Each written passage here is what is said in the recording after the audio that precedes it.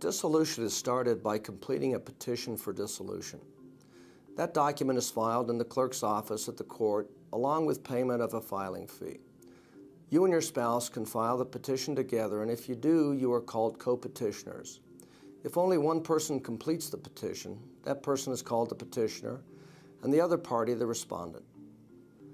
The respondent must be served with the petition and summons or sign a waiver of service. When a petition is filed, two things happen. The 91-day waiting period begins, and a court can only enter a decree of dissolution after the 91 days has expired. Second, an automatic temporary injunction goes into effect against both parties. This injunction means that the parties cannot remove a minor child from the state of Colorado without the consent of the other party or an order of court. The parties cannot change any insurance policies without fulfilling certain requirements.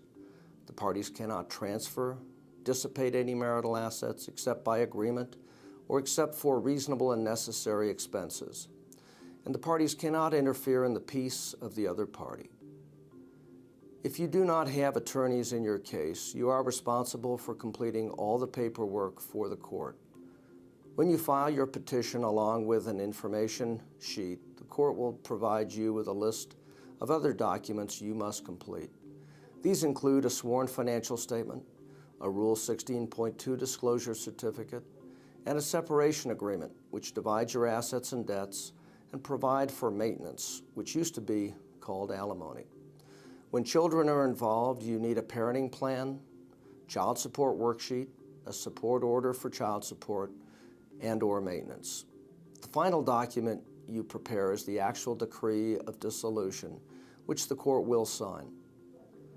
You can obtain copies of these blank forms or pleadings by going to the Colorado State Administrator's website at www.courts.state.co.us.